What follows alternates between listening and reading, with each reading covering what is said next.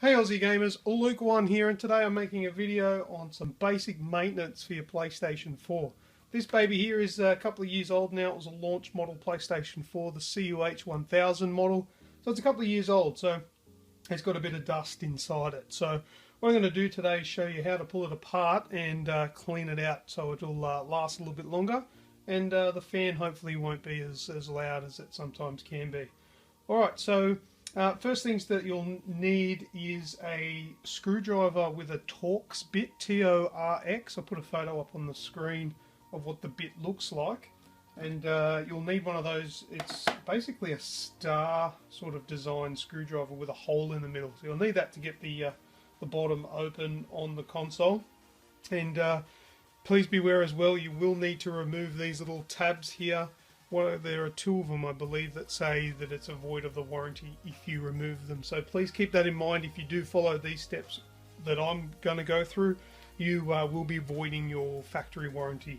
For me, this is this is a launch model, so it doesn't have any factory warranty anymore. So I'm not terribly fussed about voiding any warranties that I don't have anymore. Alright, first things first, the main places you're going to get dust is in the vents on the side here, on both sides, and also at the back. Now this is going to be an easy way to do it. It's not going to be anything too flash, so it should be fairly easy enough for everyone to do. Now the first thing I'll check, now I don't think there's going to be much under here, but this is the hard drive cover. Just slide that across. Oops, a little bit caught. There we go. Alright, so there's a little bit of dust under there, but it's probably nothing that's going to cause any major dramas, but have something on hand to do some cleaning. It's probably what I should have mentioned when I was talking about things you'll need. Something to clean with. I've just got these wet wipes that will help do the trick really easy. Now, I'm not going to use that on the console itself because I don't want to make that wet. What I will use is a vacuum, but also I want to mention I've got a towel down under here. Once we've done with the top, we're going to flip it upside down. Now the bottom's got legs on it, but the top doesn't, obviously. So I've seen a lot of videos of people doing this, and they're just putting their console on the top with this as well, with nothing protecting off the table. It's going to scratch it all up if you do that, so just keep that in mind. So what I'm going to do here, I'm going to quickly fast forward through me doing this, but I'm going to give this section here a bit of a vacuum.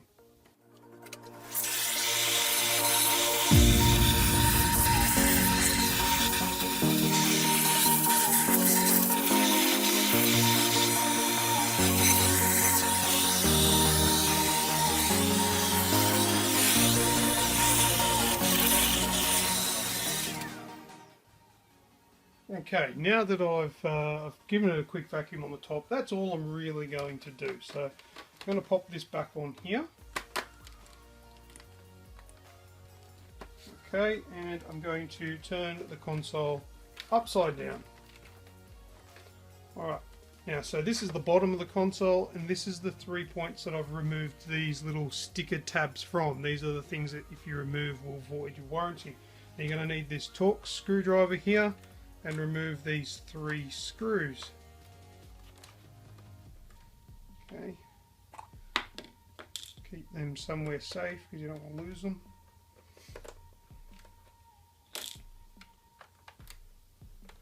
And this will give us access to the important parts that we don't want covered in dust. Alright, so this lifts up and off. Right. Now, as you can see, there's quite a fair bit of dust in there. And we've also got a lot of dust in here on the fan as well. That's going to cause you dramas with heating, okay? Because that's not going to be an efficient fan. So what's happening here is the fan's drawing in air, which is supposed to be cool air, dragging it through the heat sinks, which are likely to be on top of the CPU, and then out past the power supply, which is at the back here.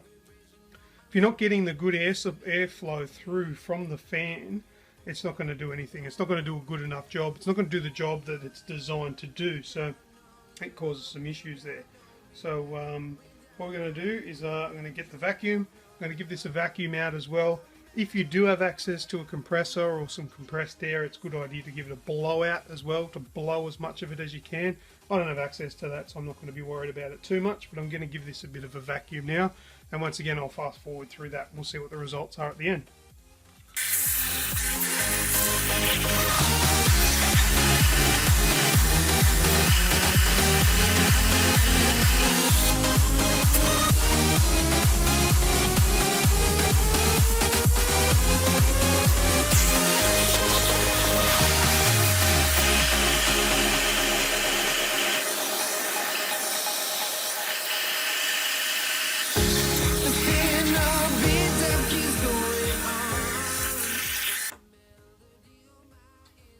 Okay, so I've done the vacuum there. It's only taken me a couple of minutes to get that vacuumed out there.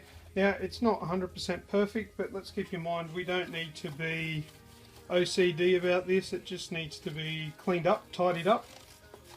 I'll give this a bit of a wipe over with the wet wipe, just to tidy up this part. There's no componentry on here, so I don't mind it getting wet. These are just heat shields for the plastic so they don't warp if it gets too hot. Oops.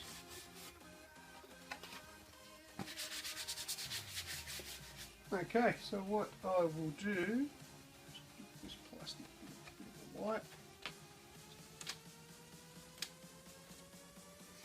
Alright, so we'll put this back together. Let's pop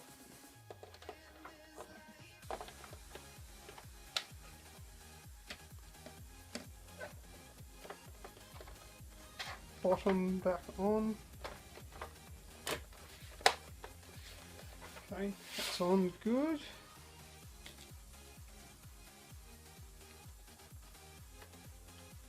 Put these screws back on. And that is essentially a quick and easy little bit of maintenance for your PlayStation 4 to keep it dust free. We'll pop these stickers back on, just for the sake of it really. Doesn't really matter if you do this or not, but while I got them.